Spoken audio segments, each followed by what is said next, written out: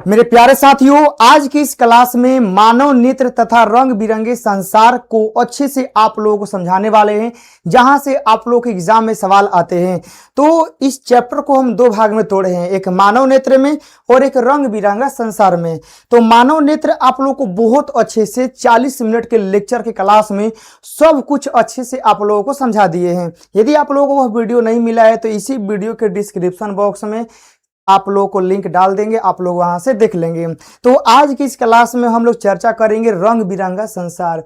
रंग बिरंगा संसार का मतलब होता है, इसे आप लोग देखते होंगे आकाश का रंग नीला दिखना, बादल श्वेत दिखना, कभी आसमान में आप लोग देखते होंगे इंद्रधनुष का बनना। आप लोग ऐसे घटना देखते होंगे कि हमारे जो संसार है जो हम लोग देखते हैं यह रंग बिरंगा है, कभी श्वेत, कभी पीला, नारंगी, लाल, बैंगनी, हर तरह का दिखते रहता है। तो आखिर इन सब के पीछे क्या लॉजिक है, क्या साइंस है, इन सारी चीज़ों को हम लोग समझने वाले हैं। तो आप लोग के लिए एक प्यारा सा लाइन है कि गिरते हैं तभी संभलना आता है। ठीक है, गिरते हैं तभी संभलना आता है, हार से ही जीत का मतलब समझ में आता है।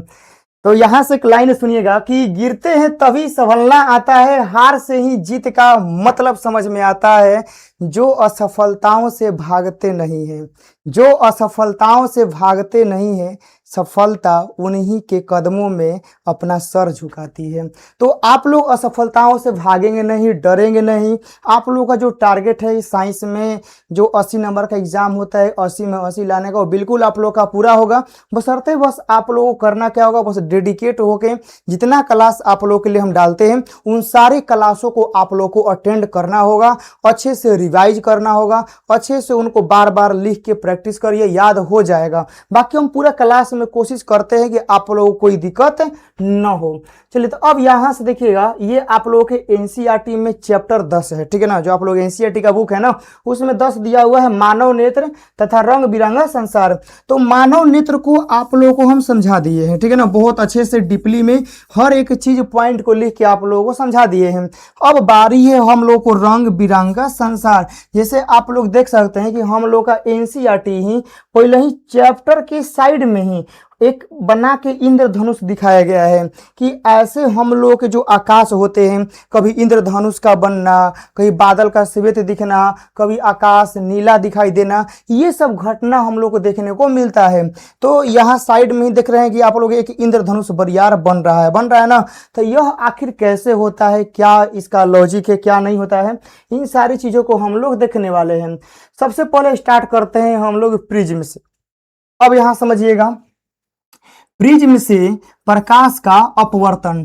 तो प्रिज्म से जब प्रकाश का अपवर्तन होता है तो याद इतना रखना है कि जो सूर्य की किरणें होती हैं, याद रखिएगा, जो सूर्य की किरणें होती हैं तो वे श्वेत प्रकाश की होती हैं, और उन श्वेत प्रकाश में 7 रंग पाए जाते हैं। याद रखिएगा, सूर्य की जो किरणें होती है ना बाबू, सूर्य की जो किरणें जो आती हैं अंतरिक्ष से, तो सूर्य की किरणें, तो सूर्य की किरणें यह जो होती है ना श्वेत होती हैं। क्या होती हैं? श्वेत। और ये जो होती है 7 रंगों से मिल के बनी होती है। 7 रंगों का एकरा में मिश्रण होता है। बात आया समझ में? 7 रंगों का इसमें मेल रहता है, तब जाके बनता है श्वेत प्रकाश। आया बात समझ में? अब जब यही देख रहे हैं आप लोग, एकदम दिखाई दे रहा होगा कि जब ये श्वेत प्रकाश प्रिज्म से गुजरा, फिर ऊपर नीचे प्रकाश गया, जैसे ही दूसरा सतह से निकला तो अपना 7 रंगों में टूट गया। आप लोग देखते होंगे अक्सर एगो सीरियल में शक्तिमान था। ठीक है ना, शक्तिमान वाला आप लोग सीरियल देखे होंगे कि वह 5 गो तत्व से मिलकर बना रहता है, और जरूरत पड़ने पर अपने आप को 5 भागों में तोड़ लेता था, और जहां पर जरूरत नहीं रहता था हमेशा वह सिंगल बन के घूमता था। तो जो शक्तिमान था उसका निर्माण 5 तत्वों से हुआ है। बात आया समझ में? वो 5 गो था, तो 5 गो के मिला के वह एगो अकेले था, जहां पर जरूरत पड़ता था अपने आप को ब्रेक कर लेता था। तो वैसे ही यहाँ पर होता है, जो सूर्य की किरणें होती है इसमें 7 रंगों का मिश्रण होता है। अब ये 7 रंग जो होते हैं ना हम लोग को दिखते नहीं है, तो दिखने के लिए कुछ सिस्टम लगाना पड़ता है, जैसे प्रिज्म हो गया, तो वही श्वेत प्रकाश को हम लोग प्रिज्म से गुजारते हैं तो वह 7 रंग हम लोगों को दिख जाते हैं। आए बात समझ में?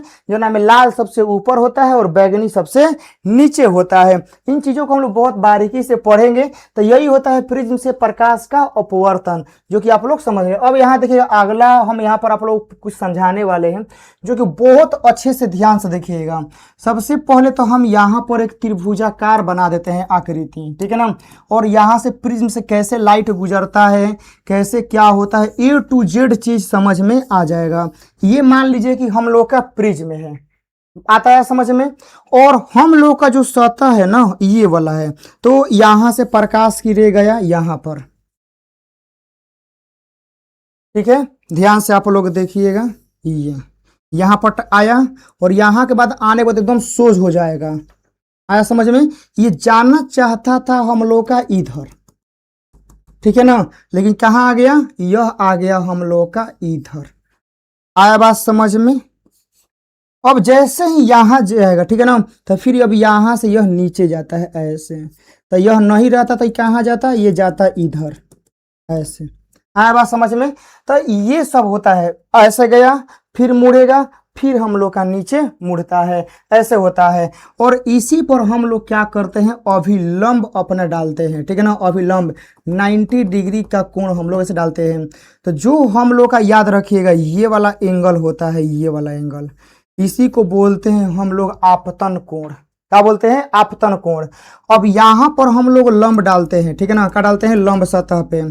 तो हम लोग का जो ये वाला एंगल होता है, इसे डिनोट करते हैं ई से, और एकरा के डिनोट करते हैं, मतलब सूचित करते हैं आई से। तो इसको हम लोग बोलते हैं आपतन कोण, इसको हम लोग बोलते हैं आपतन कोण। और जो आप लोग ये छोटा ई आप लोग देख रहे हैं ना, इसे हम लोग बोलते हैं निर्गत कोण। ये होता है निर्गत कोण। ये आपतन कोण हो गया और ये हम लोग का निर्गत कोण यहाँ पर हो गया। अब जो ये वाला होता है ना एंगल, इस एंगल का जो रहता है डिनोशन हम लोग R1 से करते हैं। और जो हम लोग का ये वाला एंगल रहता है, ठीक है ना, इसे हम लोग करते हैं R2 से। आया बात समझ में? R2 से। तो यही होता है। और जो हम लोग का ये वाला एंगल होता है ना, इसी को बोलते हैं प्रिज्म कोण। याद रखिएगा, इसी को क्या बोलते हैं? प्रिज्म कोण। प्रिज्म कोण के लिए डिफिनेशन यह होता है, याद रखिएगा, जिस सतह पर रे टकराती है, हाँ, जिस सतह से रे निकलती है, इनके बीच का कोण ही प्रिज्म कोण कहलाता है। देखिए, इस सतह पर रे टकराया है और इस सतह से रे बाहरी निकला है, तो इन दोनों सतहों के बीच में एंगल कौन सा बन रहा है? हाई वाला। तो इस एंगल को ही हम लोग बोलते हैं प्रिज्म कोण। एंगल ऑफ प्रिज्म हम लोग बोलते हैं, जहां पर कोई दिक्कत आप लोगों को नहीं होना चाहिए। यहाँ तक एकदम बढ़िया से आप लोग समझ में आ गया होगा। चलिएगा, तो अब यहाँ से स्टार्ट करते हैं। आप लोग देख सकते हैं कि आपके सामने पूरा डायग्राम है, ठीक है ना, अच्छा से एकदम बना हुआ है। अब इसमें है कि आप लोग देख लीजिए कि ये वाला जो रे है इसको बोलेंगे आपतित, एकरा का बोलेंगे निर्गत। हाई जो आई है एकरा का बोलेंगे आपतन कोण, ठीक है ना, क्योंकि शुरुआत में यह आया है तो इसे हम लोग आपतन कोण नाम देंगे। ये आपतन कोण हो गया। ये जो हम लोग का ई हो गया, ई, एकरा के हम लोग बोलते हैं निर्गत कोण। आया बात समझ में? क्या बोलते हैं? निर्गत कोण हम लोग बोलते हैं। तो ये देखिए, एंगल ए हम लोग का प्रिज्म कोण हो गया, एंगल ई निर्गत कोण हो गया, एंगल डी विचलन कोण। विचलन कोण आप लोग का ये वाला है, ठीक है ना, याद रखिएगा, ये वाला मतलब आपतित किरण की दिशा और निर्गत किरण की दिशा के बीच का कोण जो हाई वाला होता है, एकरे को बोलते हैं हम लोग विचलन कोण। यहाँ पर सब आप लोगों को अच्छे से लिख दिए हैं, कोई दिक्कत कोई समस्या नहीं, एकदम अच्छा से ये डायग्राम बना के और एकरा नीचे जितना है ये सब नाम आप लोगों को लिखना होगा, तब जाके आप लोगों को इसमें कोई दिक्कत नहीं होगा। चलिए, इतना हो गया हम लोग के प्रिज्म के बारे में, हम लोग पढ़ लिए हैं। अब आगे बढ़ते हैं। यहाँ पर कुछ डिफिनेशन है जो पढ़ते हैं, देखिएगा।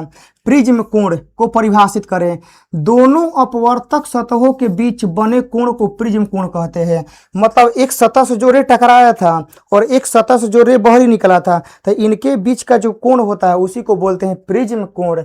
अब आइए विचलन, विचलन को परिभाषित करें तो आपतित किरण और निर्गत किरण के दिशा के बीच बनने वाले कोण को विचलन कोण कहते हैं। एकदम शॉर्टकट में, यानी आपतित किरण और निर्गत किरण की दिशा के बीच बनने वाले कोण को हम लोग कहते हैं विचलन कोण।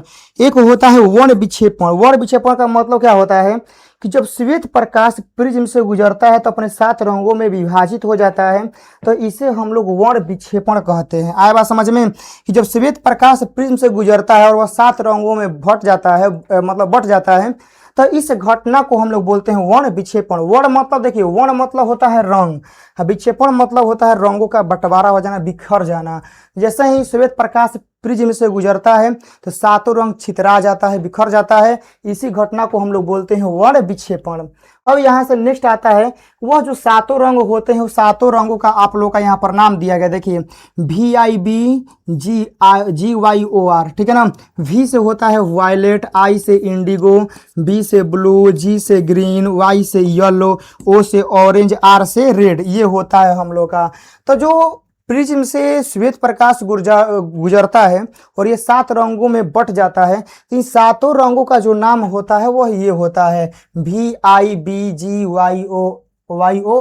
हिंदी में इसका एक और नाम होता है बैजानीह पिनालट, आप लोग सुने होंगे, ठीक है ना। तो उससे अच्छा है कि आप लोग इंग्लिश वाला याद रखें, VIBGYOR, ठीक है ना। तो V से हो जाएगा वायलेट, I से इंडिगो, B से ब्लू, G से ग्रीन, Y से येलो, O से ऑरेंज, R से रेड। यही 7 रंग रहता है, ठीक है ना। 7 रंग में आप लोगों को यहाँ पर कुछ खासियत जो है आप लोगों को जानना चाहिए क्या होता है। ये जो आप लोग बैगनी देख रहे हैं ना, ये बैगनी का 2 गो शर्त होता है, याद रखिएगा। इसका विचलन ज्यादा होता है, ठीक है ना, याद रखिएगा। विचलन क्या होता है, ज्यादा होता है, और विचलन ज्यादा होता है, और इसका तरंग दैर्घ्य कम होता है, ठीक है ना। क्या होता है, इसका तरंग दैर्घ्य कम होता है। तरंग दैर्घ्य हम लोग का कम होता है। किसका, हम लोग का बैगनी का। जो हम लोग यहाँ पर रेड देख रहे हैं, क्या देख रहे हैं, रेड। तो रेड में याद रखिएगा कि विचलन कम होता है, बहुत कम बिखरता है, विचलन कम होता है इसका। इसका तरंग दैर्घ्य ज्यादा होता है। एग्जाम में इन लोगों का बहुत पूछता है, तरंग दैर्घ्य ज्यादा होता है। तो आप लोग के लिए हम यहाँ पर वो डायग्राम बना दे रहे हैं जहाँ से याद हो जाएगा। जैसे V हो गया, I हो गया, B हो गया, G हो गया, Y हो गया, O हो गया, R हो गया। यदि हम लोग इधर से इधर जा रहे हैं तो याद रखिए कि तरंग दैर्घ्य बढ़ेगा, तरंग दैर्घ्य बढ़ेगा ही बढ़ेगा, तरंग दैर्घ्य बढ़ेगा। और इधर से इधर आ रहे हैं तो हम लोग का विचलन बढ़ेगा, विचलन बढ़ेगा। ये ऐसा होता है। आप लोग ऐसे बढ़ेंगे तो तरंग दैर्घ्य बढ़ेगा, ऐसे आइएगा तो विचलन बढ़ेगा। यही इसका लॉजिक है, कहानी है, आप लोग इसको याद रखेंगे। अब यहां से आता है, देखिएगा, स्पेक्ट्रम को परिभाषित करें। स्पेक्ट्रम क्या है, देखिए, 7 रंगों के इस समूह को स्पेक्ट्रम कहते हैं। जैसे 7 रंगों कैसे टूट जाता है, तो जो इन लोग का समूह है ना, जो एक साथ ही ऐसे दिखता है, तो एक को बोलते हैं स्पेक्ट्रम। यानी 7 रंगों के इस समूह को स्पेक्ट्रम कहते हैं। जो समूह में एक साथ रहता है ना, ग्रुप में, उसको हम लोग बोलते हैं स्पेक्ट्रम। जैसे देखिए VIBGYOR, जैसे बैजानीह पिनाला, वही बोले हैं कि बैजानीह पिनाला होता है। तो बै से बैगनी, ज से जामुनी, तो जामुनी को आजकल हम लोग आसमानी भी बोल रहे हैं, ठीक है ना, इंडिगो हम लोग बोल रहे हैं। नी से नीला, ह से हरा, पी से पीला, ना से नारंगी, और लाल से मतलब ला से लाल। ये हो गया। वायलेट, देखिए, वायलेट मतलब बैगनी, बैगनी का अधिक विचलन होता है और रेड का कम विचलन होता है। प्रिज्म प्रकाश को मुड़ता है और 7 रंगों में बांटता है। प्रिज्म का बस यही काम है, याद रखिएगा, प्रकाश को मोड़ देना और उसको लास्ट में 7 रंगों में खंड खंड करके बिखेर देना। आया बात समझ में। प्रिज्म का बस काम क्या है, 2 गो, प्रकाश के किरणों को मोड़ना, जैसे ही अब लास्ट बार निकलने वाला रहेगा उनको धो के छितरा देगा, नष्ट कर देगा। बताया समझ में, ऐसे होता है। तो इसको हम लोग बोलते हैं, मतलब प्रिज्म का यही काम है, और ये होता है स्पेक्ट्रम और वर्ण विक्षेपण। जैसे अब आप लोगों के माइंड में ये होगा कि सर जी, यदि सूर्य का, आप लोग प्रैक्टिकल सोचिए कि यदि मान लीजिए कि सूर्य का प्रकाश आ रहा है, प्रिज्म से टकराया और 7 रंगों में बट गया। क्या सर ऐसा हो सकता है कि 7 रंग, वही जो 7 रंगों है उसको फिर प्रिज्म से टकराया जाए, फिर से श्वेत प्रकाश बन जाए? मतलब जब श्वेत प्रकाश 7 रंगों में टूट सकता है तो क्या उस 7 रंगों से फिर श्वेत प्रकाश बनाया जा सकता है? यस, बना सकते हैं। बात आया समझ में? तो वही आप लोग देख सकते हैं कि जब यहाँ से श्वेत प्रकाश गया, बहरी आया, यहाँ देखिए ये रंगों में टूट गया, 7 रंग टूट गया ना, फिर उल्टा एगो प्रिज्म लगा दिए, उल्टा प्रिज्म लगा दिए। उल्टा प्रिज्म लगाने से क्या होगा कि 7 रे का होगा अंत में हेजा मिला। हाँ, जब अंत में हेजा मिला तो क्या बन गया? श्वेत प्रकाश बन गया। और यहाँ पर हम पर्दा रखे थे और पर्दा पर श्वेत प्रकाश दिख गया। तो हम लोग श्वेत प्रकाश को 7 रंगों में तोड़ सकते हैं और टूटे हुए 7 रंगों से हम लोग श्वेत प्रकाश भी बना सकते हैं। मतलब दोनों काम है, मतलब हम लोग सीधा काम भी कर सकते हैं और उससे उल्टा काम भी पॉसिबल है। तो आप लोग बस वन शॉट में याद रखिएगा कि श्वेत प्रकाश को प्रिज्म 7 रंगों में तोड़ सकता है और प्रिज्म की सहायता से उन 7 रंगों को फिर से श्वेत प्रकाश में चेंज किया जा सकता है। चलिए आप लोग डायग्राम बना लेंगे। अब यहाँ पर देखिए यही डायग्राम आप लोगों को बार बार दिखाया जा रहा है। देखिए श्वेत प्रकाश गया, आया, यहाँ पर टूटा, टूटने के बाद यहाँ पर दोनों फिर से मिल गया और यहाँ पर्दा लगा हुआ है, श्वेत प्रकाश बन गया। तो वैसे हम लोग कर सकते हैं। अब देखिए यहाँ पर क्रांति कोण सबसे इंपॉर्टेंट है। क्रांति कोण को परिभाषित करें।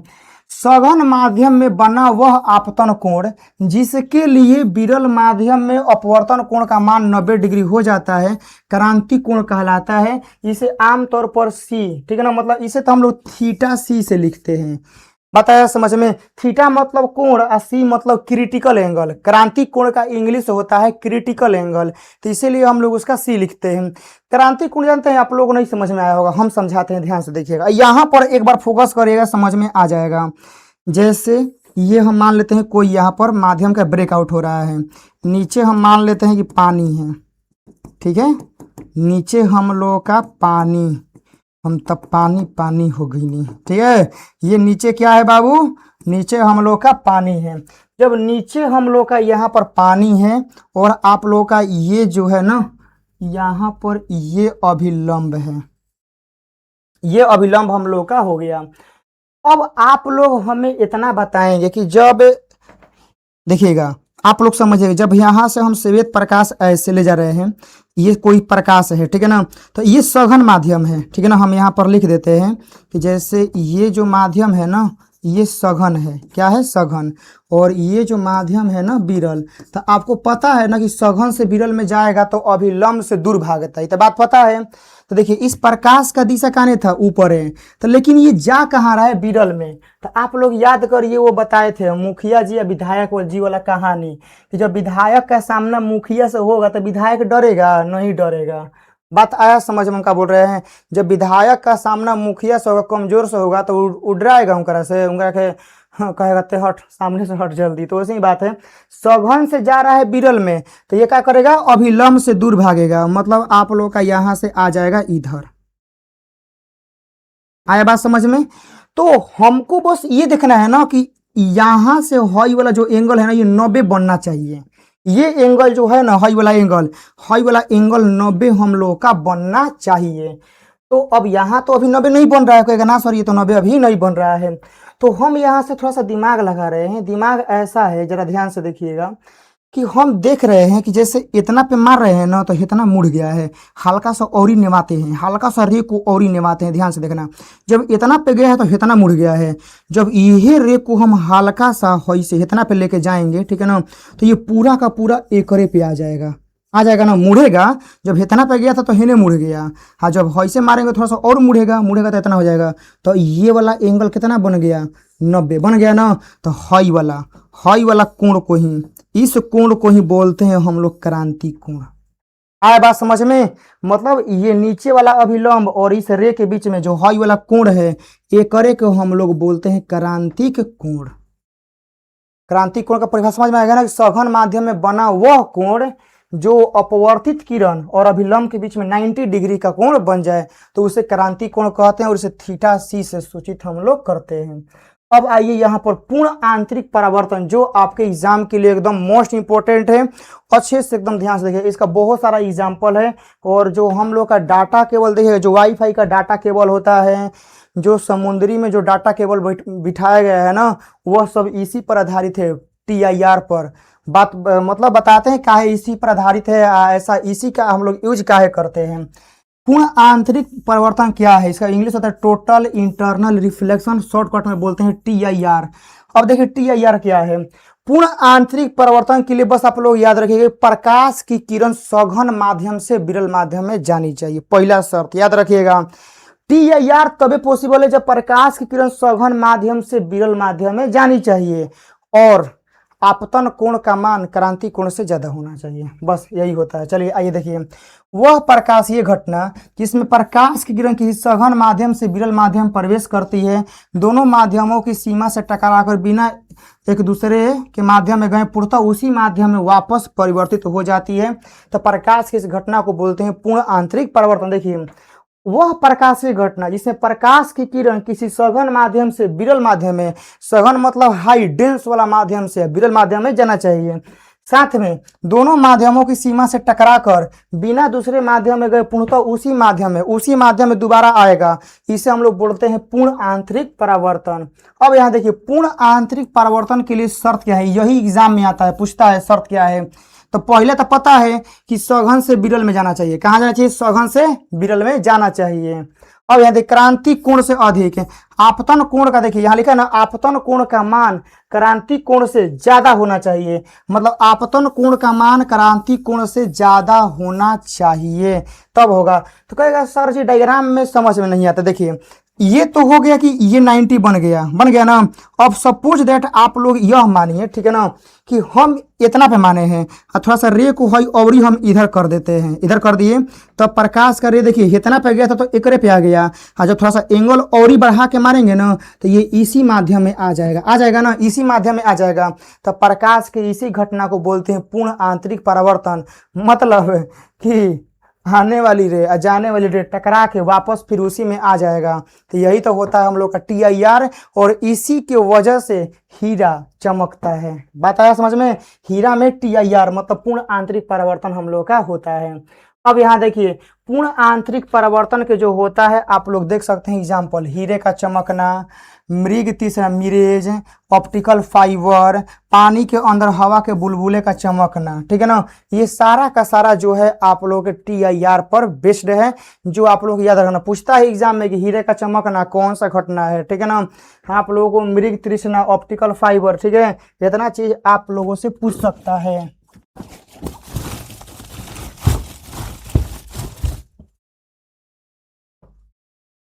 ठीक है, अब यहाँ देखिए, अब हम लोग का नेक्स्ट आता है, यहाँ पर बोला जा रहा है कि इंद्रधनुष क्या है, रेनबो। आप लोग देखते होंगे ये रेनबो ऐसे नहीं दिखता है, रेनबो दिखने के लिए शर्त होता है। शर्त क्या होता है कि घाम होना चाहिए।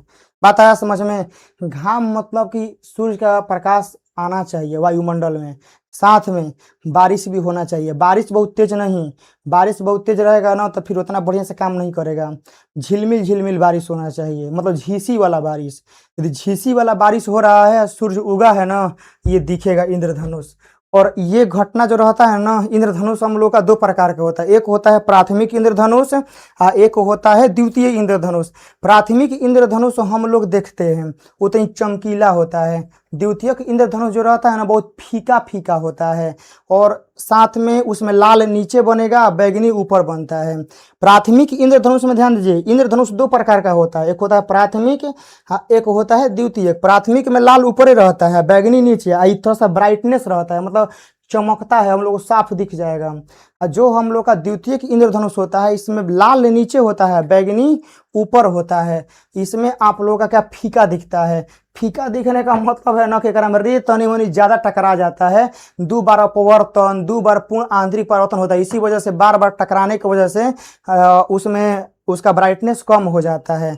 बात आया समझ में। अब पूर्ण आंतरिक जो हम लोग का प्राथमिक इंद्रधनुष होता है उसमें एक ही बार होता है पूर्ण आंतरिक परिवर्तन, इसीलिए हम लोग थोड़ा सा अच्छा दिखता है। ये इंद्रधनुष यहाँ देखिए, बरसात के बाद आकाश में दिखने वाले एक अद्भुत प्राकृतिक प्रकाशीय घटना है। यह तब दिखाई देती है जब वर्षा ऋतु में वर्षा के पश्चात, मतलब वर्षा के पश्चात वर्षा हो रही है या हल्की वर्षा हो रही है, तो सूर्य की किरणें वायुमंडल में मौजूद पानी की छोटी छोटी बूंदों पर पड़ती हैं। मतलब मान लीजिए झीसी हो रहा है और ओने से सूर्य की किरणें आ रही हैं, तो बारिश की बूंदे पर जब सूर्य की प्रकाश पड़ेंगी तब देखिए क्या होगा, तो पानी की बूंदे एक प्रिज्म की तरह कार्य करती है। तो वह जो पानी की बूंद होती है वह एगो प्रिज्म की तरह कार्य करती है। अब प्रिज्म का काम तो पता है क्या करना है, प्रकाश के किरणों को मोड़ना और 7 रंगों में तोड़ना। तो जब ये बूंद प्रिज्म की तरह कार्य करता है तो उनको 7 रंगों में तोड़ देता है, जिससे यह मुख्य रूप से प्रकाश के अपवर्तन, पूर्ण आंतरिक परावर्तन और वर्ण विक्षेपण होता है। और सूर्य के विपरीत दिशा में धनुष की आकृति के 7 रंगों का इंद्रधनुष दिखाई देता है। ठीक है ना। तो ये सूर्य के विपरीत दिशा में बनता है। मान लीजिए सूर्य आप लोगों का उधर से उगा है ना, तो इन्हें दिखेगा। तो हम लोगों को इंद्रधनुष देखने के लिए सूर्य जिस दिशा में उगे हैं उस दिशा में पीठ करना पड़ता है। बात है समझ में। जैसे सूर्य मान लीजिए उस दिशा में उगे हैं तो इंद्रधनुष इसके पीछे बनेगा इधर। तो हमको देखने के लिए अपना जो पीठ है ना वो सूर्य की दिशा में करना पड़ेगा और अपना मुंह ऐसे करना पड़ेगा, तब जाकर हम लोग को दिखाई देता है। ये होता है इसका कहानी। अब आ गए इंद्रधनुष के प्रकार, प्राथमिक इंद्रधनुष और द्वितीयक इंद्रधनुष। इसमें प्रकाश की किरणें का 2 बार अपवर्तन और 1 बार आंतरिक परावर्तन होता है। देखिए प्राथमिक इंद्रधनुष बहुत चमकीला होता है। बहुत चमकीला का मतलब है समझिए कि पूरा 4K क्वालिटी में नहीं दिखेगा, मतलब HD कहने का मतलब है कि हम लोग को साफ दिख जाएगा कि ना इंद्रधनुष बना है। तो प्राथमिक इंद्रधनुष में 2 बार अपवर्तन होता है और 1 बार TIR यानी 1 बार पूर्ण आंतरिक परावर्तन होता है और इसी के वजह से ही चमकीला दिखता है। हाँ, द्वितीयक इंद्रधनुष में 2 बार अपवर्तन तो होबे करता है, लेकिन इसमें दिक्कत क्या होता है ना कि 2 बार TIR हो जाता है। तो 2 बार पूर्ण आंतरिक परिवर्तन होने के कारण इसका जो ब्राइटनेस होता है वो गिर जाता है, कम हो जाता है। और ये देखने को भी नहीं मिलता है कभी, मतलब ज़्यादातर देखने को नहीं मिलता है। ज़्यादातर प्राथमिक इंद्रधनुष ही देखने को मिलता है। तो यहाँ देखिए जब बूंद के अंदर प्रकाश की जो प्रकाश रहता है उसका 2 बार अपवर्तन और 2 बार आंतरिक परिवर्तन होता है तब यह बनता है। प्राथमिक इंद्रधनुष वाले से यह कम चमकीला होता है और इसमें रंगों का क्रम भी उल्टा होता है। मतलब आप लोग प्राथमिक इंद्रधनुष में आप लोग याद रखिएगा, हम यहाँ लिख देते हैं कि 2 बार तो अपवर्तन होगा। अपवर्तन तो दोनों में 2 बार होता है, डिफरेंस बस होता है TIR में। यहाँ बस 1 बार TIR होगा। हाँ, साथ में इसमें लाल जो रहेगा ना वह ऊपर रहेगा, ऊपर। और जो वैगनी ये नीचे रहता है प्राथमिक में। और क्या होता है द्वितीयक में वो उल्टा होता है। द्वितीयक में आप लोग यहाँ देखिए, द्वितीयक में हम लोग का 2 बार अपवर्तन तो होगा, ये तो कन्फर्म है। 2 बार अपवर्तन होना तय है। उसके बाद 2 बार TIR भी होगा, 2 बार TIR भी होगा। और साथ में एकरा में लाल नीचे रहेगा, लाल नीचे, और बैगनी जो रहता है ना वह ऊपर दिखता है। यही पहचानने का ऊपर है। और साथ में यह जो रहता है ना वो फीका होता है। फीका मतलब देखिएगा, कपड़ा जब नया नया कीनते हैं ना तो बहुत थोड़ा सा ब्राइटनेस रहता है, खूब चमकता है। 1 साल के बाद जब खिंचाता है ना सबका रंग गिर जाता है, तो वही उसी को बोलते हैं फीका। और ये जो रहता है ना ये चमकीला होता है, चमकता है। ठीक, यही कहानी है। आगे बढ़ते हैं। आप लोग देख सकते हैं कितना बढ़िया से दिख रहा है। देखिए ये कौन सा इंद्रधनुष है, आप लोग देखिए इसमें लाल ऊपर है और बैगनी नीचे है। ये प्राथमिक इंद्रधनुष है। इसमें भी देखिए लाल ऊपर है, बैगनी नीचे है, तो ये प्राथमिक इंद्रधनुष है। तो ये होता है। चलिए अब यहाँ से आगे बढ़ते हैं। वायुमंडलीय अपवर्तन क्या है। पृथ्वी के वायुमंडल से गुजरते समय प्रकाश की किरणें का अपना सीधी मार्ग से मुड़ना या विचलित होना वायुमंडलीय अपवर्तन कहलाता है। अब यह ऐसा घटना इसलिए होता है क्योंकि वायुमंडल में बहुत सारे कण हैं, कभी बारिशें होने लगा, कभी हवा नमी में आ गया, ठीक है ना, हवा में नमी आ गया, ठीक है ना। तो ऐसे घटना में देखिए जब हवा जो रहता है ना, जो प्रकाश, यदि वह अंतरिक्ष में गमन कर रहा है तो वहां पर कोई उसको माध्यम नहीं मिलता है ब्रेकआउट, उसका रास्ता बदलने के लिए। लेकिन जैसे ही प्रकाश जो रहता है वायुमंडल में गुजरता है तो वायुमंडल में बहुत सारा चीज है, जैसे गैस है, हवा है, ऑक्सीजन है, नाइट्रोजन है, प्लस छोटे छोटे कण है, साथ में हवा है, हवा में नमी है, प्लस में बारिश होने लगा तो और दिक्कतें हैं। तो ये सब होने की वजह से क्या होता है ना, प्रकाश जो रहता है ना अपना दिशा जो होता है डेविएट कर जाता है, मतलब डगमगा जाता है, रास्ता से हिल जाता है, मतलब एने ओने हो जाता है।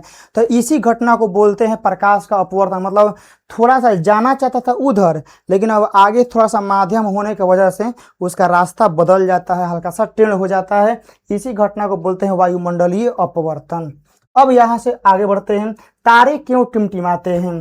देखिए तारे हमेशा नहीं टिमटिमाते हैं। आप लोग क्या तारे आसमान में देखिएगा तो हमेशा टिमटिमाते हैं? नहीं, कभी काल टिमटिमाता है। आप लोग आसमान में तारे को कभी नहीं देखते हो, कभी काल आप लोग देखते हो ना कोई भूख भाग करता है। वह इसलिए होता है ना कि तारा पृथ्वी से बहुत दूर है। क्या है? बहुत दूर है। साथ में जैसे ही वायुमंडल में प्रवेश करता है तो कभी काल क्या होता है, ठीक है, कि यदि दूर से रे आ रही हैं वायुमंडलीय, जब वायुमंडल में प्रवेश करता है, ठीक है ना, तो रास्ता से हल्का सा डगमगा जाना, हल्का सा डगमगा जाना, इसी की वजह से क्या होता है ना कि प्रकाश थोड़ा सा रुक रुक के आता है हम लोग के पास। इसी घटना को बोलते हैं हम लोग अपवर्तन, और बोलते हैं कि हम लोग का जो तारा है, ठीक है ना, वह क्या होता है, टिमटिमाता है। तो कभी काल टिमटिमाता है जब अपने मार्ग से बदलता है और रास्ता थोड़ा सा इन्हें उन्हें हो जाता है। तो तारों से अपना, देखिए तारों से आने वाले प्रकाश वायुमंडल के परतों से गुजरता है, लगातार अपनी दिशा बदलते रहता है। बताया समझ में? अब वायुमंडल भी है तो जो हम लोग का वायुमंडल भी है तो वह 1 किलोमीटर में थोड़े है, समझिए कि पूरा एकदम ऊपर तक है, ठीक है ना, पूरा एकदम लगभग कम से कम 400-500 किलोमीटर प्लस से होगा, ठीक है ना। तो अब इतना देर में घुसेगा प्रकाश, ठीक है, तो एने ओने रास्ता उसका बीच, कभी रास्ता अभी एने आएगा, कभी फिर उधर जाएगा, कभी इधर जाएगा। इस वजह से क्या होता है कि प्रकाश हमारे आंखों तक रुक रुक के आता है। तो हम लोग बोलते हैं कि तारा टिमटिमा रहा है, जिससे आंखों में पहुंचने वाले प्रकाश की मात्रा घटती बढ़ती रहती है और तारे टिमटिमाते हुए दिखाई देते हैं। कभी काल होते हैं, हमेशा नहीं होते हैं। चलेगा, यहां से हम लोग आगे बढ़ते हैं। अगला आता है कि अग्रिम सूर्योदय और विलंबित सूर्योदय क्या है।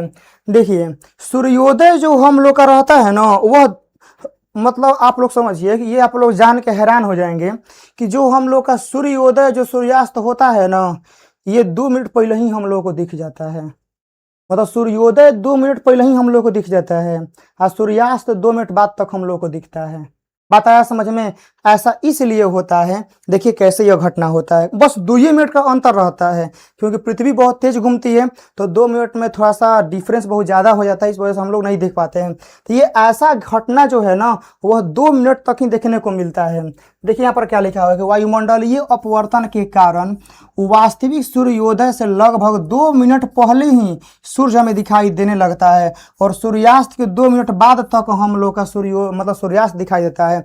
मतलब सूर्योदय हम लोग का हुआ नहीं रहता है, हम लोग को 2 मिनट पहले ही दिख जाता है। अब ऐसा घटना कैसे होता है, देखिए ध्यान से, कहीं पर साइड में जगह बनाना पड़ेगा। देखिए जैसे मान लीजिए कि हम लोग यहाँ पर पृथ्वी है ऐसे, ठीक है, और यहाँ पर कोई बालक जो है वह खड़ा है। बात आया समझ में? कोई बालक क्या है, खड़ा है, और इधर जो है पूरा हम लोग का वायुमंडल जो है भरा हुआ है, एकदम पूरा एकदम हवा से एकदम लैस है। तो अब ऐसा घटना देखिए यह होता कैसे है। ये हो गया। अब जैसे ही हम लोग का देखिए सूर्यास्त, मतलब अभी सूर्योदय, देखिए क्षितिज मतलब देखिए ये वाला लाइन, ठीक है ना, इस लाइन के अंदर में रहेगा तो हम लोग बोलते हैं कि हम लोग रियल में हैं, रियल में हम लोग देख रहे हैं। बात आया समझ में? ध्यान दीजिएगा, इस लाइन पे रहेगा तो हम लोग रियल में दिखते हैं। तो 2 मिनट पहले का मतलब क्या है कि मान लीजिए कि सूर्य यहाँ पर है, क्या है, सूर्य यहाँ पर है, अपना लाइट जो है वह छोड़ रहा है, ठीक है, सूर्य यहाँ पर है अपना लाइट छोड़ रहा है। तो ये होता क्या, देखिए मेन क्षैतिज लाइन से कहाँ है, नीचे है, तब भी हम लोग को 2 मिनट पहले दिख जाता है। कैसे? यहाँ से रे निकलेगा, मतलब इसका प्रकाश निकलेगा, ये तो जाएगा सीधे, कहीं हम लोग आँख के पास तो जाएगा नहीं, ये जाएगा ऐसे, तो जाएगा तो ये वायुमंडल में घुसेगा ना, तो हल्का सा एक और मार्ग को विचलित कर देगा, तो हमारे आँखिया के पास आ जाता है। बात आया समझ में? ऐसे होता है कि गया तो हमारे आँख के पास नहीं आ पाएगा, लेकिन वायुमंडल क्या करता है कि उनको उसके प्रकाश के को मुढ़ा देता है। तो मुढ़ाने से क्या होता है कि हम लोग को 2 मिनट पहले ही दिख जाता है। और जब यहाँ पर सूर्य आता है, ध्यान से देखिएगा, जब हम लोग का यहाँ पर आता है तो सूर्यास्त हो गया है, लेकिन सूर्यास्त होने के बादों हमने को 2 मिनट तक सूर्य दिखाई देता है। कैसे? जब यहाँ से रे जाएगा, देखिए तो हमारे आंख तक जा रहा है नहीं, लेकिन यहीं से क्या होगा, हमने के मुड़ जाएगा, क्योंकि वायुमंडल है, इसको मुड़ देगा तो हम लोग की आँखिया तक दिख जाता है। इसीलिए सूर्यास्त से पहले 2 मिनट और सूर्योदय के 2 मिनट पहले दिखता है, और सूर्यास्त के 2 मिनट बाद तक भी हम लोग को सूर्य दिखाई देता है। बस 2 मिनट का ही फासला होता है। यहाँ से आगे बढ़ते हैं। प्रकाश का प्रकीर्णन को परिभाषित करें। प्रकाश का प्रकीर्णन क्या है? कि वह भौतिक प्रक्रिया जिसमें प्रकाश की किरणें किसी माध्यम से वायु, धूल कण जैसे धुएं में मौजूद सूक्ष्म कणों से टकराकर अपने सीधे रास्ते से विचलित होकर सभी दिशाओं में फैल जाती है, इसे प्रकाश का प्रकीर्णन कहते हैं। प्रकीर्णन का मतलब होता है बिखर जाना, याद रखिएगा। जैसे आपके हाथ में एक मुट्ठी चावल है, ठीक है ना, और यहाँ से ऐसे छोड़ देंगे तो सब बिखर जाएगा, तो यही बिखरना क्या कहलाता है? प्रकीर्णन। तो देखिए वही लिखेंगे, वह प्रक्रिया प्रकाश की किरणें किसी माध्यम से टकराकर अपने सीधे रास्ते से विचलित होकर सभी दिशाओं में फैल जाती है, इस घटना को प्रकीर्णन हम लोग बोलते हैं। सूर्य का प्रकाश मतलब समझिए कि छितिर बितिर हो गया, ठीक है ना, इसको बोलते हैं प्रकीर्णन। आसमान का रंग नीला दिखाई देना, ठीक है ना, इस किसके वजह से होता है? प्रकीर्णन के वजह से। प्रकीर्णन तो कहेगा सर जी बैगनी रंग तो ज्यादा बिखरता है, बैगनी कहीं नहीं दिखता है। सूर्य के प्रकाश में बैगनी रंग कम होता है, ठीक है ना, इसलिए वो वायुमंडल में ही विलुप्त हो जाता है। बिखरने से थोड़े होता है, तनी ज्यादा मात्रा में रहेगा तब वो तो दिखाई देगा। बात आया समझ में? बैगनी का बिखराव बिल्कुल ज्यादा होता है, लेकिन वो सूर्य के प्रकाश में बैगनी का मात्रा कम होता है, इस वजह से ज्यादा बिखरने के बावजूद भी हम लोग नहीं देख पाते हैं, क्योंकि मात्रा कम रहता है। और हमारे आँखिया को जानते हैं नीला तो नहीं ज्यादा पसंद है, ये 2 रीजन है। 2 रीजन है, याद रखिएगा। आकाश का रंग नीला होने का रीजन का एगो है 2। पहले चीज कि बिखराव तो बैगनी का ज्यादा होता है, लेकिन मात्रा कम होने की वजह से हमारा आंख देख नहीं पाता है, और उसके बाद हमारे आंख को तनी नीला ज्यादा सुगराही है, नीला ज्यादा सुगराही है, इसी वजह से हम लोग का आकाश का रंग, आसमान का रंग नीला दिखाई देता है।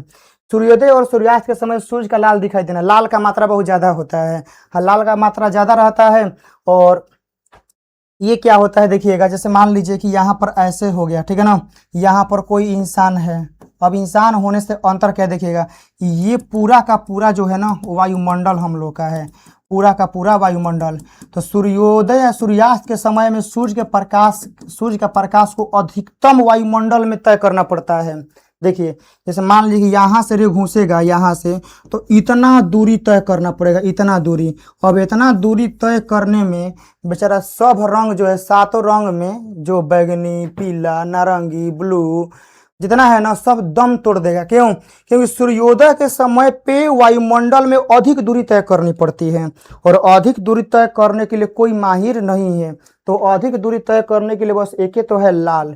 इसीलिए सूर्योदय और सूर्यास्त के समय सूर्य हमेशा लाल दिखता है, क्योंकि सारे रंग बीच में ही मर जाते हैं, खत्म हो जाते हैं, उनका अस्तित्व खत्म हो जाता है, और लाल ही पहुंच पाता है, और लाल का मात्रा ज्यादा होता है। इसीलिए थोड़ा मोड़ा ये भी डेविएट होता है तो कोई अंतर देखने को नहीं मिलता है। तो सूर्योदय और सूर्यास्त के समय पर लाल काहे दिखता है? क्योंकि इतना लंबा दूरी तय करने का क्षमता किसी भी रंग के पास नहीं है, ओनली लाल को छोड़कर, इसीलिए लाल दिखता है। चलिए, खतरे का सिग्नल लाल रंग का होता है, क्योंकि यह विचलित कम होता है और यह लंबी दूरी तक जाने में माहिर होता है। मान लीजिए कि कहीं ट्रेन का पटरिए कटा हुआ है, चाहे कोनो तोड़िए दिया है, अब लाल रंग है तो दूर तक जाने में माहिर है, तुरंत ही दिख जाएगा कि ना लाल है तो यानी कुछ खतरा है, तो ट्रेन का ड्राइवर रोक देगा। यदि लाल की जगह लगा देगा बैगनी हुई तो पता चलेगा कि 1 किलोमीटर पहले पता चल रहा है कि टूटा हुआ है, तब तो पलटबे करेगा ट्रेन। ट्रेन का ब्रेक ही थोड़े है कि आप लोग मारे वजह रुक जाता है, वो मारने में 1 किलोमीटर दूरी तय कर जाता है। तो यही होता है इसमें। आप लोगों को सारे कहानी सारे चीज आप लोगों को पता है। अब चलिए आगे, टिंडल प्रभाव किसे कहते हैं? जब प्रकाश की कोई किरण किसी कोलाइडी विलयन या धूल कणों से भरे माध्यम से गुजरती है तो कोलाइड के कणों द्वारा प्रकाश सभी दिशाओं में फैल जाती है, और प्रकाश इस फैलाव के कारण प्रकाश के मार्ग चमकने लगता है, यह और स्पष्ट रूप से दिखने लगता है। तो इस परिघटना को टिंडल प्रभाव कहते हैं। देखिएगा, इससे आप लोग घर खपड़ा का होगा ना, खपड़ा के चाहे कैसा भी मतलब खपड़ा वाला घर में अक्सर देखने को मिलता है, ठीक है ना। यदि कहीं पर देखिए खपड़ा में तनी मनी छेद हो जाता है ना, तो वहां से जो तनी मनी रे आता है, तनी मनी जो लाइट आता है ना, तो ओकरा में पूरा जो छोटे छोटे कण होते हैं ना एकदम चमकते हुए दिखाई देते हैं, प्रकाश का मार्ग भी दिखाई देता है कि प्रकाश कितना एकदम सोझ जा रहा है। तो यही घटना क्या कहलाता है? टिंडल प्रभाव। चलिए आगे बढ़ते हैं। स्वच्छ आकाश का रंग नीला क्यों दिखाई देता है, समझा चुके हैं। क्योंकि नीला रंग तनी ज्यादा रहता है, बिखराव ज्यादा होता है, आंखों को ज्यादा पसंद है। अब एग्जाम पूछता है कि बैगनी क्या नहीं दिखता है, तो आपको वहां लिखना पड़ेगा कि बैगनी की मात्रा कम होती है। बात आया समझ में। स्वच्छ आकाश का नीला दिखाई देना प्रकाश के प्रकीर्णन के कारण होता है। सूर्य के श्वेत प्रकाश में मौजूद नीले रंग की तरंगदैर्घ्य कम होती है, जिससे यह वायुमंडल के कणों द्वारा अन्य की तुलना में चारों दिशाओं में अधिक फैल जाती है और यह बिखरा हुआ नीला प्रकाश हमारी आंखों तक पहुंच जाता है। तो कोई आप लोगों से पढ़नियार पूछ सकता है कि सबसे ज़्यादा बिखराव, सबसे ज़्यादा प्रकीर्णन तो बैगनी का होता है, तो बैगनी क्या नहीं दिखता है। तो वहाँ आपको ये बात बोलना होगा कि बैगनी सूर्य के प्रकाश में जो श्वेत प्रकाश उसमें कम मात्रा में है, इसी वजह से बिखरने के बावजूद भी हम लोग को नहीं दिख पाता है। साथ में हमारे आंखों को नीला ज़्यादा सुगराई है, इसीलिए हम लोग नीला देख पाते हैं। चलिए आगे बढ़ते हैं। तारे क्यों टिमटिमाते हैं, आप लोगों को लिखा हुआ है। तारे वायुमंडलीय अपवर्तन के कारण टिमटिमाते हैं। जब तारों का प्रकाश पृथ्वी के वायुमंडल के विभिन्न परतों से होकर गुजरता है तो अपवर्तन के कारण यह लगातार अपनी दिशा बदलते रहता है और हमारे वायुमंडल में तापमान और हवा का घनत्व हमेशा एक जैसा नहीं रहता है। वही ना बोले, शुरुआत में ही बोल रहे हैं कि हमारे वायुमंडल में जो हवा है कभी गर्म रहता है, कभी ठंडा रहता है, कहीं पर हवा कम रहे, कहीं पर ज़्यादा रहेगा। ये उतार चढ़ाव की वजह से क्या रहता है कि प्रकाश अपना मार्ग थोड़ा सा डेविएट कर जाता है, विचलित कर जाता है। इसीलिए कभी कभी रे जो होता है ना रुक रुक के आने लगता है, तो उसी को हम लोग बोलते हैं कि टिमटिमा रहा है। गर्म और ठंडी हवा के परतों का घनत्व तो अलग अलग होता है, जिसके कारण तारों के प्रकाश कभी हमारे आंखों तक सीधा पहुंचता है तो कभी थोड़ा मुड़कर थोड़ा मार्ग में परिवर्तन होने के कारण यह निरंतर उतार चढ़ाव और अपवर्तन के कारण तारे की चमक में कभी कमी तो कभी ज़्यादा होती है, जिससे हम लोग को लगता है कि तारे टिमटिमा रहे हैं। ये हम लोग के वायुमंडल में जो परतें हैं, जो हम लोग के माध्यम है, इसके उतार चढ़ाव के वजह से सूर्य के प्रकाश में ये घटना देखने को मिलता है। कभी रे ज़्यादा, कभी रे कम, कभी तारा कभी ज़्यादा चमकेगा, कभी कम चमकेगा। ये सब हम लोग के वायुमंडलीय के जो हम लोग के पृथ्वी पर वायुमंडल है, यह सब इसके वजह से देखने को मिलता है। चलिए अब यहाँ से हम लोग आगे बढ़ते हैं। व्याख्या कीजिए कि ग्रह क्यों नहीं टिमटिमाते हैं। ठीक है ना, यह एनसीईआरटी का सवाल है। पूछा है ग्रह क्यों नहीं टिमटिमाते हैं। ग्रह इसलिए नहीं टिमटिमाते हैं क्योंकि तारों की तुलना में पृथ्वी के बहुत करीब होते हैं और इस निकटता के कारण वे प्रकाश के एक बिंदु के बजाय प्रकाश के विस्तृत स्रोत के रूप में हम लोग दिखाई देते हैं, जिससे वायुमंडलीय अपवर्तन के प्रभाव निष्प्रभावी हो जाता है। कहने का मतलब है कि देखिए हम लोग का जो पृथ्वी है, पृथ्वी से दूर आप लोग जाएंगे तो पहले ग्रह भेटाएगा, मतलब पहले तो ऐसा पहले भेटाएगा उपग्रह, उपग्रह से फिर आप लोग जाएंगे तो ग्रह भेटाएगा। ग्रह से दूर होता है तारा, तारा बहुत दूर होता है। बात आया समझ में। तो तारा क्या होता है, कोई लंबी दूरी से आ रहा है, समझिए। ठीक है ना, मान लीजिए कोई दिल्ली से आ रहा है मोटरसाइकिल से, ठीक है ना, मोटरसाइकिल से आ रहा है आपके गांव में, तो 2000 किलोमीटर दूरी तय करके आ रहा है। अब जैसे ही आपका घर मतलब 20 किलोमीटर दूरी रहेगा ना, तो वो पूरा थक जाता है। यदि तनी मनी कहीं जाम उम रहेगा ना, यदि कहीं जाम तो मोटरसाइकिल पे सुती हो जाएगा, ऐसा होता है घटना। तो वही बात है, तारा का जो प्रकाश होता है बहुत दूर से आता है, बहुत दूर से। अब आते आते आते बेचारा उसका जो है ना पावर एनर्जी रहता है, बेचारा वो मस्त हो जाता है। क्या बताए, अब जब वायुमंडल में एंट्री करता है तो वायुमंडल का अपने कहानी है। कभी कभी हवा ज़्यादा, कभी हवा कम, कहीं पर हवा गर्म, कहीं पर हवा ठंडा। ठीक है ना, ये सब घटना झेलने के लिए क्या करता है, बेचारा वो झेल नहीं पाता है और उसका जो मार्ग है हल्का सा डेविएट होता है, विचलित होता है। कभी आप लोग का सीधा, कभी नीचे, कभी ऊपर, कभी नीचे, ऐसे होने लगता है। इस वजह से क्या होता है कि हम लोग के तारे टिमटिमाते हैं। और जो ग्रह है ना, ये बहुत भीरी है। बहुत भीरी का मतलब कि इतना भीरी नहीं है कि आप लोग मतलब पहुंच जाएंगे जितना जल्दी, तो तारे के तुलना में ग्रह बहुत भीरी है। बात आया समझ में। इसी वजह से क्या होता है कि इससे जो प्रकाश आ भी सकता है, ठीक है ना, तो हम लोगों को टिमटिमाता हुआ नहीं दिखता है, क्योंकि जल्दी ही आ जाता है। हम लोग के ग्रह का जो रहता है, ग्रह का, ठीक है ना, ग्रह का प्रकाश नहीं होता है, ये हम लोग सूर्य के प्रकाश ले चमकता है, चाहे दिखाई हम लोग का देता है। तारा का अपना प्रकाश होता है, ग्रह का अपना प्रकाश नहीं होता है। अब चलिए अगला, किसी अंतरिक्ष यात्री को आकाश नीले की अपेक्षा काला क्यों दिखाई देता है। अब अंतरिक्ष यात्री का कहने का मतलब कि जो अंतरिक्ष यात्री अंतरिक्ष में चला गया तो उसको वायुमंडल से भेंटे नहीं होगा, बात आया समझ में। वायुमंडल से दूर हो गया, वायुमंडल से दूर जाइएगा तो उसका नाम होता है अंतरिक्ष, स्पेस। बात आया समझ में। तो जो यात्री अंतरिक्ष में है, इसका मतलब वायुमंडल से दूर है। अब वायुमंडल से दूर है तो अब ओकरा नीला पीला से मतलबे नहीं है। नीला पीला ये सब किसके वजह से होता है? अपवर्तन के वजह से। हाँ, अपवर्तन होता है हम लोग के वायुमंडल के वजह से। अब बेचारा वो खुद अंतरिक्ष में है, वहाँ पर कोई वायुमंडल नहीं है, इस वजह से ना वहाँ अपवर्तन होता है, ना पीला ना रंग, कुछ नहीं दिखता है। इसी वजह से हम लोग का आकाश क्या देता है? काला वहाँ पर दिखाई देता है। देखिए, अंतरिक्ष यात्रियों को आकाश नीले की अपेक्षा काला इसलिए दिखाई देता है क्योंकि अंतरिक्ष में कोई वायुमंडल नहीं है। वायुमंडल का अभाव में सूर्य के प्रकाश का प्रकीर्णन नहीं हो पाता है, अर्थात पृथ्वी पर मौजूद वायुमंडल में गैसों का कण धूल मौजूद होते हैं। जब सूर्य का प्रकाश इनसे टकराता है तो नीला रंग चारों ओर बिखर जाता है और हमारे आंखों तक पहुंचता है, जिससे हम लोग कहते हैं आकाश नीला दिखाई देता है। इसके विपरीत अंतरिक्ष में प्रकाश को बिखरने के लिए कोई माध्यम नहीं होता है, ठीक है ना। अंतरिक्ष में प्रकाश को बिखरने वाला कोई माध्यम नहीं, नो मीडियम।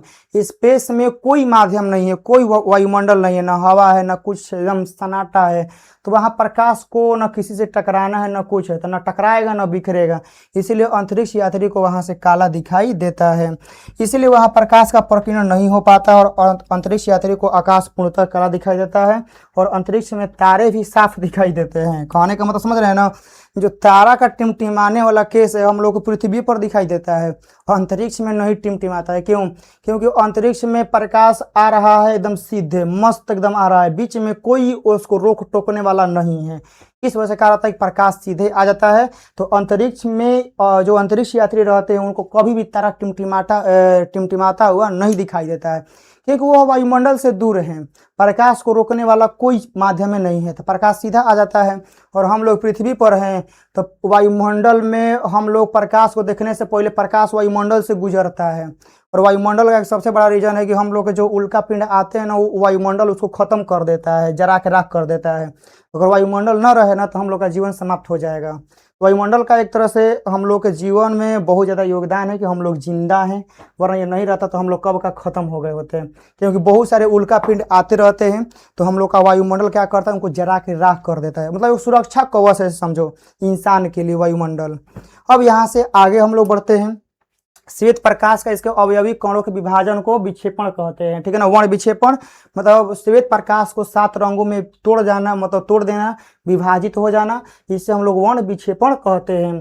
प्रकाश के प्रकीर्णन के कारण आकाश का रंग नीला तथा सूर्योदय एवं सूर्यास्त के समय सूर्य रक्ताभ प्रतीत होता है। सब प्रकीर्णन के वजह से होता है। और आप लोगों का पूरा ये चैप्टर समाप्त हो गया। पूरा मानव नेत्र तथा रंग बिरंगा संसार पूरा आप लोग खत्म हो गया। जितने भी आप लोग क्वेश्चन बैंक से सवाल बना रहे होंगे, एक एक सवाल आप लोगों से बनेगा, चाहे वो एनसीईआरटी का हो या क्वेश्चन बैंक का हो या मॉडल पेपर का हो। बनने से ज़्यादा मैटर ये है कि अब आप लोगों को याद हो गया है, ठीक है ना, कि कब तारा टिमटिमाता है, काहे टिमटिमाता है, ग्रह काहे नहीं टिमटिमाता है, A to Z रेनबो कैसे बनता है, क्या हर एक चीज़ का प्रोसेस आप लोगों को समझा दिए हैं। मिलते हैं आप लोगों साथ ही नेक्स्ट क्लास में। अब इसके बाद हमको लगता है कि चैप्टर विद्युत धारा है वही लाएंगे। तब तक के लिए आप लोग इसको अच्छे से रिवाइज करिए, नोट्स बनाइए। जय हिंद।